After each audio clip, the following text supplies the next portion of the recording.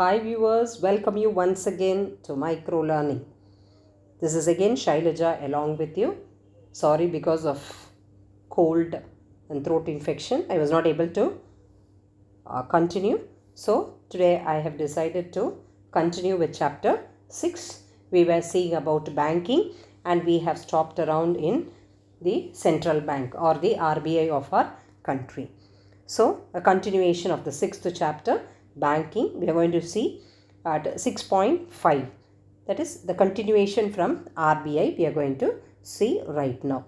So in this particular slides we are going to see when did paper currency and all come into existence, when there was a discussion. So more about paper currency. Like let us go towards the 18th century. Okay, during the 18th century itself, there was a discussion about paper currency to be started, and during the 18th century it was started by some private banks, and these private banks were the first to print paper money as such. And of course all of us know that the first rupee was actually introduced by Shershah Suri, and it has, and you can see 17 languages. Okay, and every note is having 17 languages written on it about the rupee, that is rupiah we call it as. Actually in those days we call it as rupiah. So and rupiah is supposed to be a Sanskrit word, and so we can see so many languages of the rupiah written in various languages, especially in English and Hindi it has been written. So who was the person who has introduced the first rupee coin? It's no one else other than that Shershah Suri. You can see here on the screen. Okay, so this is regarding a small clipping of our old history about the RBI. So today we are going to continue with the fourth point. So already we have seen the functions of RBI.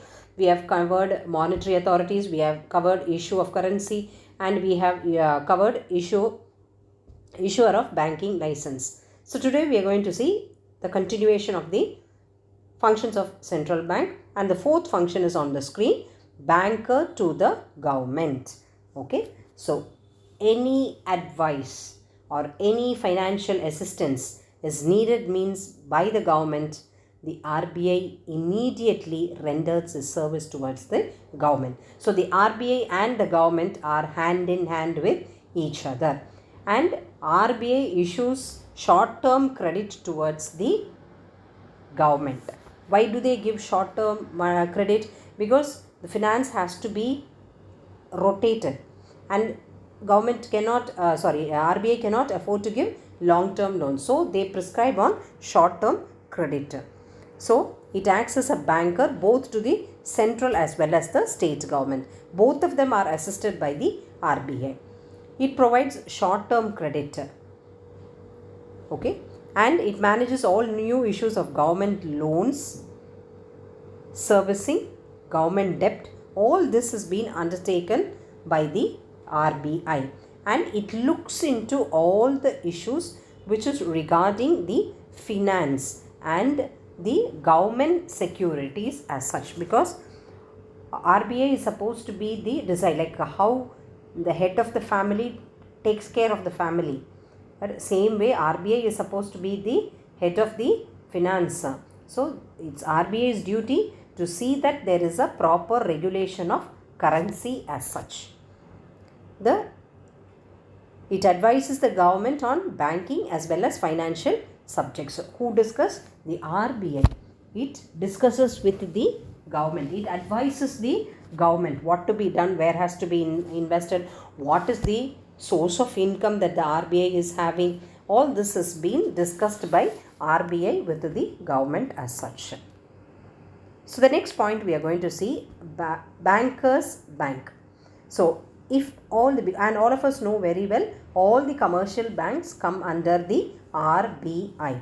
So any advice has to be taken, any financial assistance has to be given. Okay, all commercial banks naturally or generally they approach the bankers to the RBI. So that's why it's called as the bankers bank. RBI is supposed to be a bank of all banks in India, as it provide loan to banks, accept the deposits of the banks, and rediscounts the bills that is coming into the bank. So that is why it is called as a banker's bank. Next one, lender of the last resort. Okay, you do not have money. What do we do? Generally from family we can start.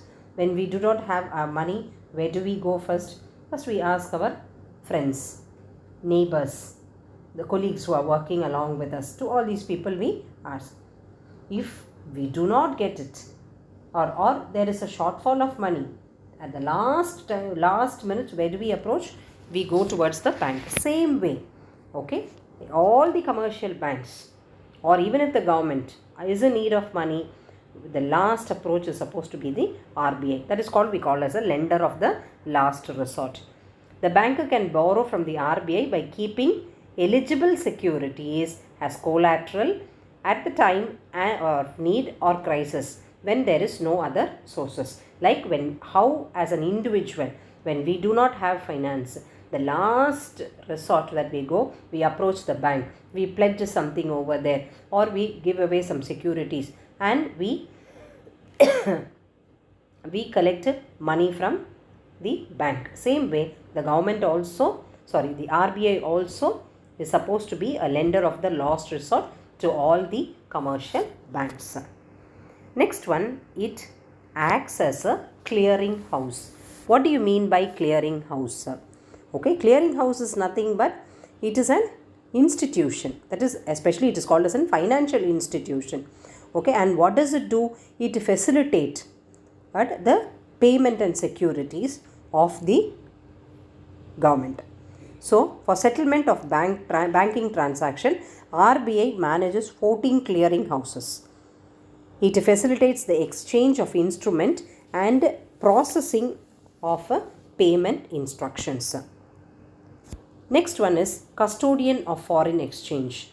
Okay, all countries' foreign exchange is held by the RBI. Forex we call it as. So this forex was started around 1999. So RBI buys and sells foreign currency to maintain exchange rate in Indian rupee as well as in foreign currency. So all types of foreign currency is available in the RBI. The next one is regulator of economy. What do you mean by regulator of economy? It is generally what we call it as, it's just an organization. Okay, and what does that organization do? It is supposed to regulate the economy. So what is the RBI does there? Here RBI is supposed to control the money supply. Okay, so RBI should we have a watch on the economy also, because it is dependent on RBI. So here it controls all the money supply and it monitors. Okay, it keeps on looking at the growth of the GDP and what is the level of inflation as such, because both play a very major role for an economy. There should not be high inflation, neither we should have a shortfall of the GDP. So it's a regulator of economy. And the 10th one is supposed to be managing government securities. Okay, all types of securities are held by the RBI. So RBI administers. Okay, RBI, it is administrating, what it is administrating? Investment. And in that investment, the total assets and liabilities in the government securities are held by the RBI as such. That's why we call it as managing government securities. So RBI holds all the government securities, and whenever they are in need of it, it rotates. And it looks into the, RBI looks into the financial issues as such. I hope you would have understood up to this. So those who are watching the channel for the first time, please like, subscribe and comment your views to micro learning. This is once again Shailaja signing off from all of you. Thank you very much.